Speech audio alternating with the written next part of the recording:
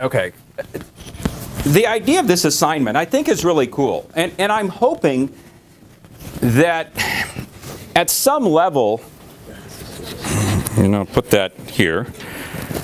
At some level, you might actually get something out of this. As you go through this entire course, and people start to talk to you, especially when you get to college, like, so, why is it? Why should we be helping X? Why should we be going into that country? Why should we care about poverty in these countries? That you actually start to have a better understanding, right? It doesn't mean we can help everyone. It doesn't mean we should help everyone, but actually that's beginning to answer some of the questions, so I'll stop there. But I'm hoping that this exercise that you're about to witness and the questions that you hear, and now a few people see the questions, but think who you may know or may have heard ask these kind of questions or make these kind of statements before. And also think about the media, think about political figures who sometimes will ask these questions or make these statements, maybe not quite in this way, but in ways that can be a little abrasive. All right? But I think they are very important questions. And this actually will lead quite well into second semester. Why do we do anything? Why are we going to help at all? Or should we? Right? This is social entrepreneurship. It's not just entrepreneurship. It's not about just starting a business and making money. It's about helping others through the creation that relates to entrepreneurship. So, and I can't remember, I think, did I just go across the board? Okay. So what's the question? Rwanda's poverty is nobody's fault but their own. They have only themselves to blame that they haven't been able to succeed like we have. Okay, so, and hopefully everyone heard the question, but it's Rwanda's fault, right? That they're in the condition they are. Now, obviously one of the things I've mentioned before is it's luck of the draw, right? You're born where you're born. But in a place like Rwanda, if you start to look at some of these facts here, the poverty head count ratio at $1.25 a day, 63% of people in Rwanda live on less than $1.25, and 83% of people in Rwanda live on less than $2 a day. That's a type of poverty we can't really understand here. But again, is it just their fault? Well, the reality is the resources that they don't start with makes a difference. Think, for example, what is the top reason, and I can't remember if we talked about this in here, I know we have in my econ class, but what is the number one reason, according to the people who give the SAT and ACT, right? What's the top reason why people do well on that test or not today? Affluence. Yeah, affluence. If you come from a wealthy environment, you will simply do better. And why am I forgetting who puts that on? Yeah, the College Board. The College Board says, here's the top reason why you do well on the SAT, because your parents are wealthy, period. Right? So if you're starting off in a country like this where you're already at the bottom, how do you actually climb out from that? Right? That's the thing. It's so easy to blame people for the conditions they're in. It's a totally different story to understand why they are. So that's the thing. But when you are up here and you go, well, they're just not working hard enough, right? That's often the excuse. Right? Illegal immigrants here in the United States, immigrants here in the United States. You know what was really fascinating? Was last night, my son used to do Taekwondo, and sorry, Professor, this ties in, but I have to remember, I need to look at the camera because she's going to be watching this. So my son did 5 years of Taekwondo at Master Edmund's studio just over here on Highway 9. I don't know if anyone knows where it is or has heard about it or whatever. They had to close shop for health reasons and move back down to Louisiana. And my son had been there for 5 years, and they just closed 2 months ago. And he was really disappointed. He had really developed a good relationship with people there and with the masters at the studio. But he still wanted to continue. He just got his black belt in Taekwondo, and so he wanted to continue with that. So over where we live, there is Taime, which is a studio over by Oak Ridge Mall, real close to where we live. And so he decided to join that studio, and last night was the first night that he went. And what was fascinating, and I'm not saying this in any way that, and even in a negative way, but there were 20 kids in his group. And of the 20 kids, only 2, he and one other younger girl, were white. Right? Everyone was essentially Korean or Chinese. And so when we were driving home, I'm like, so that studio's a touch more diverse? And he looked at me and was like, you think so? Like, he's like, oh, I noticed. All right. So if we want to understand why people are in the conditions they are in, wouldn't it be helpful to be around the people themselves instead of making assumptions from the distance? Right? You have to be there. Not that all of us can go there, but the more people that travel, it's like Thomas L. Friedman's quote that's on my back door that you can't see right now. Now, a bad neighborhood will come and visit you unless you go visit it first. And, you know, bad things can come to you if you don't understand. So I think that's important. What do we got? Question, what's the second thing? Why should we even care about them? Yes. Why should we even care about them? Right? They live on the other side of the world. So what difference does it make? But what do you think one of the key reasons why we should care at least a little? What do you guys think? I want a little bit, I know I'm supposed to be doing this, but I want a little input. Resources. Okay, resources. And what do you mean by resources? Like if you have a good relationship with them, potentially, and you help them out, they'll help you out later in the future with resources. Yes. Okay, so resources. Absolutely. They have resources we may want, so maybe, now, do we want to do that in a colonial way? Probably not. We don't want to say, well, we'll help you like China is. When I was in Kenya just this summer, right, all sorts of new bridges and roads. And Lois was like, nah, you see our new bridges? I'm like, yeah, and I bet you China's building those. And she's like, yeah.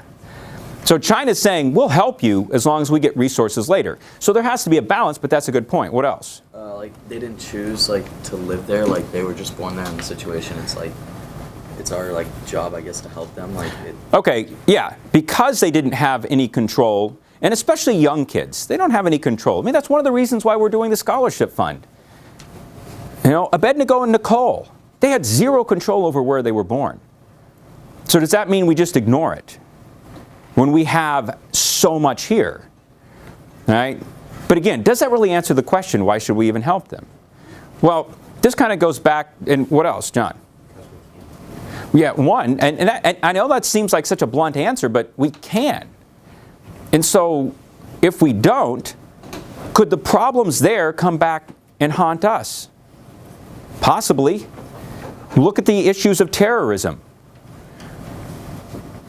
There aren't a lot of really wealthy people that decide to become terrorists. It's young men in their teens and 20s that don't have access to a job, they don't have access to anything, and they see no other option, and they join. Right? So, and the other thing is we're living in a globalized world. So, if you don't help others, the bad parts of that could come to you at some point. Who's got 3? What's 3? What do you got? We have tried to help them in the past, but it has done no good. All right, so we've tried to help Rwanda in the past. Well, actually, we didn't too much, right? What happened in 1994? Yeah, the genocide. And that's where we stepped back and we said, you know what, we're going to skip this one because of what happened in Somalia. And this actually is really interesting. Rwanda aid shows reach and limits of the Clinton Foundation. The Clinton Foundation has helped a great deal in Rwanda, specifically because Bill Clinton didn't do anything as president during the genocide. So whether by guilt or just by the desire to help, or some combination therein, but aid only goes so far, right? So how much do we help them, and does it always work? What's 4? do they need more money from us? Is that what they really need? Okay, and there becomes the issue. How much do we help, right? Every dollar that goes to Rwanda or Egypt or Israel or any other country we help means a dollar less for us here, right?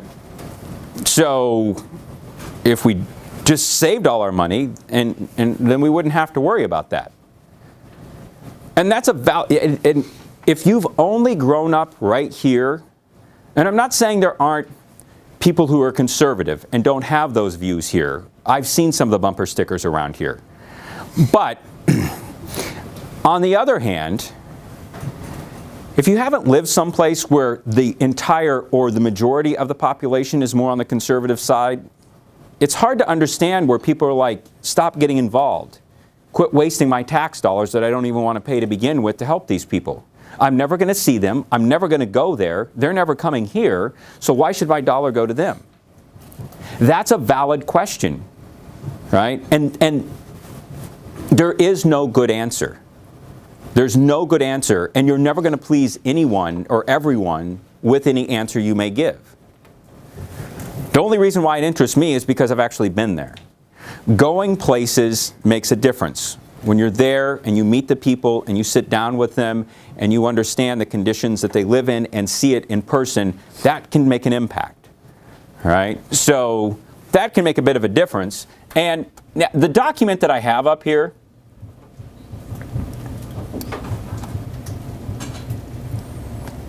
this woman here,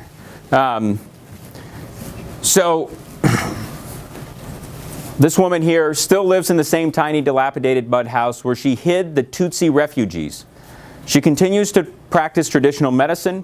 Her popular products includes potions to fix ugliness and unemployment. Somebody like me. I'm not sure which one, but quote, head problems, mental issues, and mosquito bites. Although folk remedies are increasingly viewed as primitive or even satanic in Rwanda, many members of her community still consider her a kind healer rather than a witch. She was never able to acquire a formal education, and her livelihood has relied a great deal on small-scale agriculture. In her younger years, she sold vegetables in her district. But now at the age of 89, she is no longer able to farm, and she depends on the charity of her neighbors and relatives. Frail and often forgetful, she still remembers the horrors of the genocide, yet she has more than persevered through tragedy. She has remained optimistic in her outlook and on life and humanity. She says, love is the most important thing. Find someone to love and the future will always be bright. You may not be able to go visit her, but when you read that story, you can connect to it. Right? So that's the thing. People need personal narratives. People need personal stories, and that can make a huge difference in people's views on these issues. You've got to make it personal. All right? And so I think that's a good idea. Let's see, what are we on to? 5? If we give more money, what could they spend it on that will do any good this time around?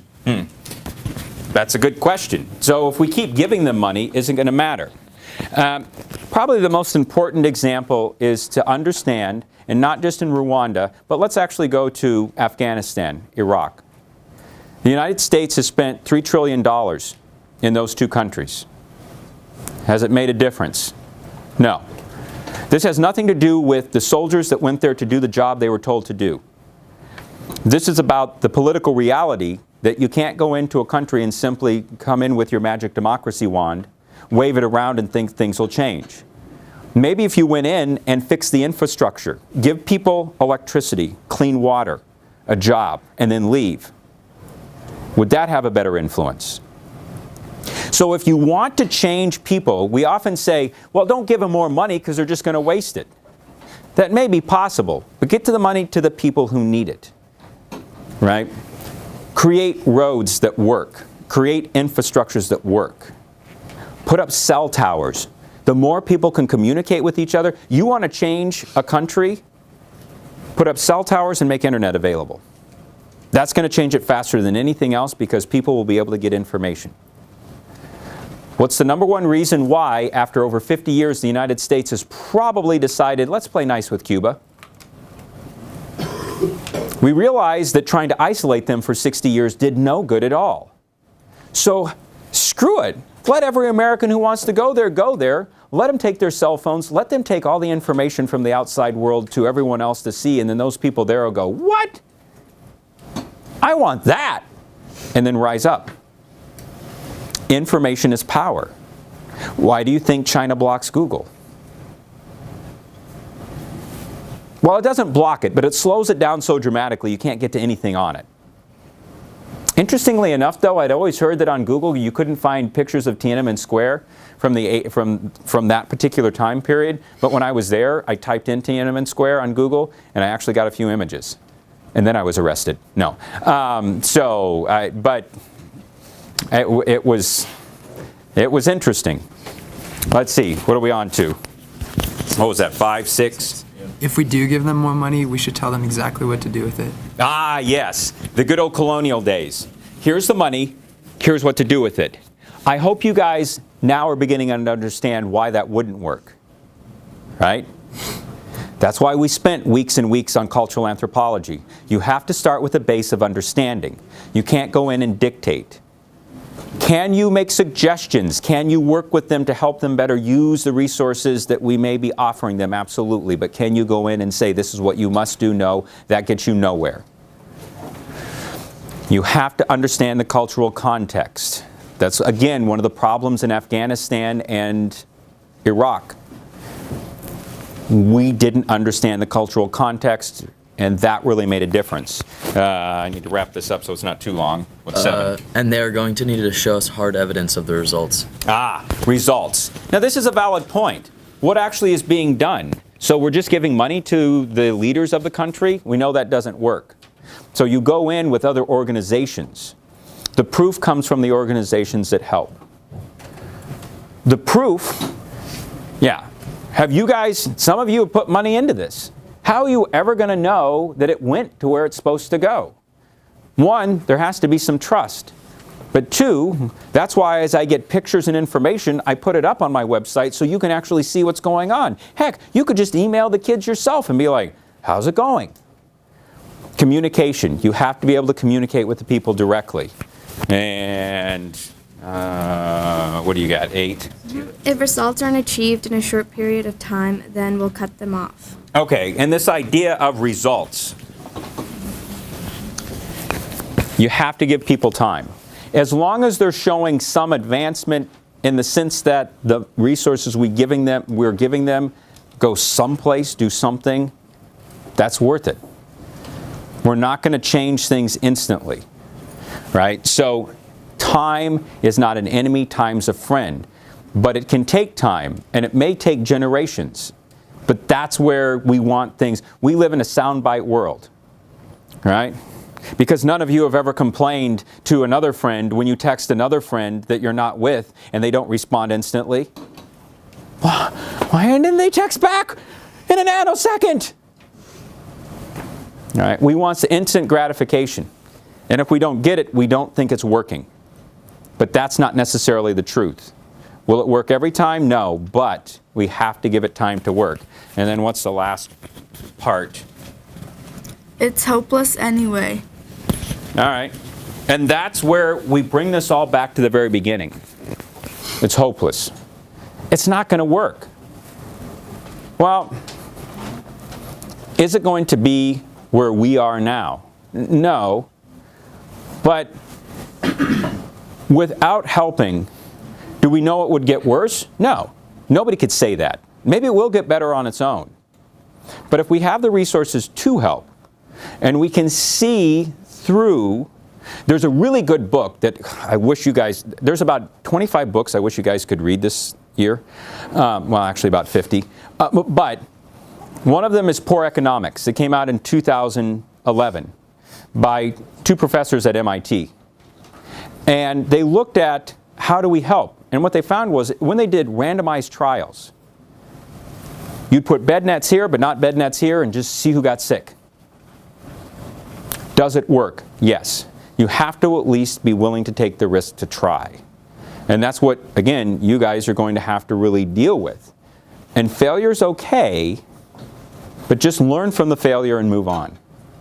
So, and that actually will, thank you, that actually will lead us into, so I'm curious as to how long that is.